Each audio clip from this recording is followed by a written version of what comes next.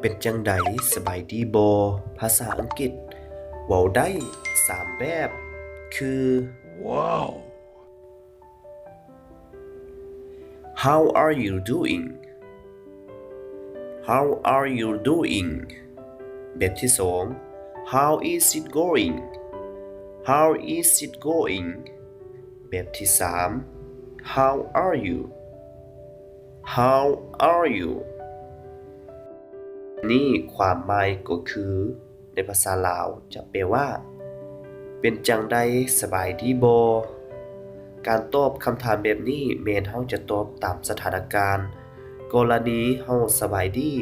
สามารถตอบว่า well หรือจะตอบว่า good ว่า fine ก็ได้บ่เป็นหยังแต่กรณีหรือว่าสถานการณ์เฮาบ่สบายก็สามารถตอบว่า not very well หรือว่า not so good